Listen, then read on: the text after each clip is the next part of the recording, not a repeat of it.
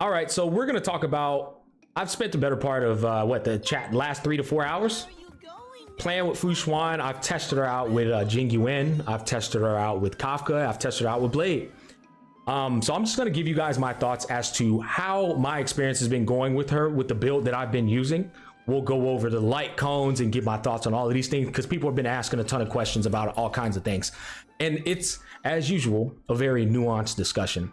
So let me start off by just showing you guys how I'm playing Xuan with the build that I'm using. My Xuan has 6,637 HP. She has 1,632 defense. Let me take this off real quick because Zenitsu's going to be in my goddamn ear the whole goddamn video. So let me take that off. She's at 135 speed, which is obviously the bare minimum to enable her to go twice per cycle. My Xuan is sitting at, on the freaking money, 70% crit chance over 103.7 crit damage. And that's because I'm rocking a Rudolent Arena with her. Now I already know you're gonna be asking a question. Why are you rocking Rudolent Arena? I've been getting that shit too. It's not hard to explain all this if I'm being honest. The number one question you need to ask yourself, is my Xuan surviving or is she dying? Right? You go into the Memory of Chaos, you test her out with the build you're running. If she's dying a lot, you probably need more survivability. If she's surviving just fine, you probably should try and squeeze some damage in there. It's always going to be a min-maxing discussion based on your own preference, right? So what I'm doing, ideally, I would like to have a full-blown Longevous Disciple set so that she has higher crit chance. But right now I don't have that. So I'm running a budget set. I'm running a 2-piece Longevous Disciple with a 2-piece speed. And that's enabling me to achieve 135 speed mark so I can go twice. And I have good substats on these pieces. But you're gonna put on the pieces with that same exact concept. What pieces do you have the best substats on? I want my Xuan in a perfect world to sustain my entire team while also contributing to damage. So that's why I'm trying to make the DPS with the survivability work. However, if it failed, I would go ahead and tell you, yeah, that shit sucks. Don't do that. But it's working. Ask chat. Chat, if I'm lying, you guys go ahead. Give your honest thoughts. I have been busting cheeks with her with this build. I got 70% over 103 with 135, 16, and 6,637. Now, I do want to talk about this. How much defense do you think you need? Because that's another important thing to discuss. The funny thing is, she already has at base, I don't know the exact number, but it's like 600 and something defense. Chat, you can type it in if you know. That coupled with my light cone that I'm using, that's not her signature, nor is it the Herta Store 5-star light cone. So its stats at base at level 80 are a little bit lower. It doesn't have as high as defense, nor does it have as high as HP. These can be considered negatives, right? So if I'm making her solo sustain with this, you are absolutely going to let her make her solo sustain with Herta Store light cone and or her signature.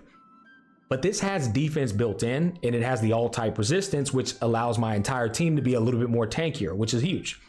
But basically, I have been surviving just fine with this set. Now, it's on the sweatier side. What I want you guys to take into consideration here is that I'm clearing the MOC memory floor 10, hardest content in the game, apart from Swarm Disaster. I'm clearing it in 4 cycles or less. I'm gonna let you know off rip. If you're not clearing it in 4 cycles or less, you probably need more survivability. It's one of those where my team is surviving long enough for me to clear it. So it's a speed thing. If I feel truly, if you're not clearing longer than 5 cycles, you're probably gonna get wiped with these particular stats. 1,600 defense, 6,637 HP. But another thing that's important and to take into consideration is I'm rocking an HP rope on her, not an energy recharge rope. Why? Goes back to the same question. I'm surviving just fine with what I'm running.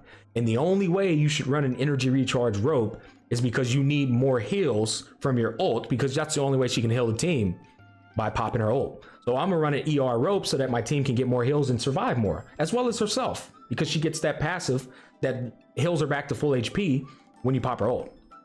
So that's the difference. I'm gonna rock an rope because I'm not surviving. I'm gonna rock an HP rope because she's gonna deal more damage with this HP rope with her auto attacks and her ult. So that's my thought process behind this. Now this right here, the sphere, What should you run? Defense, HP, quantum damage. Again, survivability versus damage. I am rocking a quantum damage boost because it's the highest damage option, but by a very small margin. I ideally would actually prefer to run an HP percent right here because it's going to increase my survivability, increase my heals while almost dealing the same exact damage as a quantum damage boost, right? As a quantum sphere. Does that make sense? So in a perfect world, I just actually would rather have HP right here because it would make her a little bit more tankier, which would make my comfort in playing her a bit better. It's that simple. Right here, speed. You have to have speed, guys, okay? Now, actually, let me walk that back. You don't have to have speed, but the optimization of her is gonna require speed. If you're rocking HP right here, it works. It definitely works. But the better option is going to be speed for sure. And then right here, HP percent. Again, I do not believe in putting defense in these main stats because you're going to get defense in the substats inevitably so. And based off of what I've tested, she's been surviving just fine. But I want to be fair here. All of my freaking pieces, not intentionally, have good defense in them. 9.7 right there. 10.2 right here. 5.4 right here. And none there, and then some flat here. So I have a good amount of defense in my sub stats. So at the end of the day, you should probably strive for around 1400 to 1500 defense. That's what I would say. If you have around 1400 to 1500 defense, Fu Xuan's fine. Another popular question I've been getting: how much HP should we strive for? Smack. I think 7,000 is good, but as you can see, I don't have 7,000, and I'm doing just fine. So I would aim for 7,000. If you get somewhere around there, perfectly fine. So someone in chat just asked, how do I think she compares to Lorcha?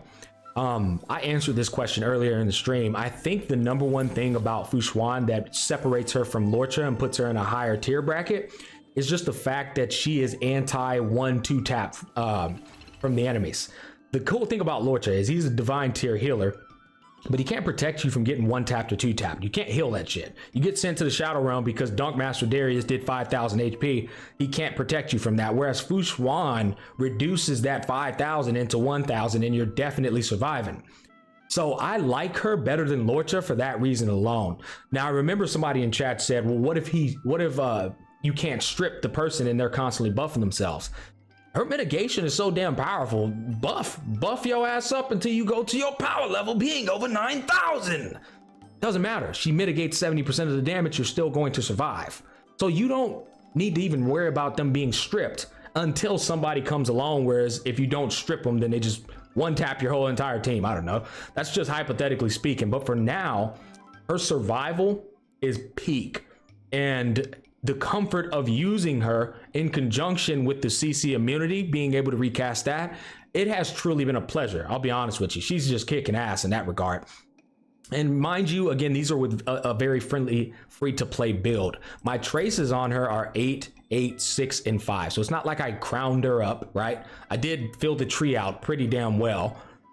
But at the end of the day, this is achievable for pretty much anybody who owns Fu Xuan. Another question people have been asking me is, what do I think about day one of my new life versus Landau? One can make the argument that maybe you'll get attacked more, which would enable her to regenerate a little bit more energy and also increase the sustainability of your team. But if I'm being honest with you, this one can do the same thing. The defense increase affects the mitigation. The 9 all damage resistance just makes everyone tankier against all elements. I think they're about the same value. So whichever one you already have built up is the one I would rock with. And if you're torn between either one, you'll be fine with either one. I wouldn't stress too much about it. Now they're asking about moment of victory. If I'm being honest, if I had to guess, it's probably right here and Landau's right here. I put it right here and Landau's right here. I wouldn't say it's infinitely better. It has better base defensive stat, which I guess is good, and then more defense on top of that, and the aggro amount. But damage taken reduced by 18% is more powerful than defense. That's a flat out damage reduction bonus. So even though this has a lot of defense, it's not as potent as the percent value of a damage mitigation value, if that makes sense. So at the end of the day, I still wouldn't stress about that too much. I still would put all 3 of these light cones in the same bracket of value. They're not touching her to store light cone at S5, and they're not touching her signature light cone. That's in my personal opinion. So that's what I would say about the light cones. But in regards to building her, yeah, mid-max whatever pieces you have in terms of substats. You can go for Longevous Disciple, you can go for Knight of the Purity Palace, you can go for whatever the hell the 8% damage reduction one. I don't know where the hell it is. I have a piece in here somewhere.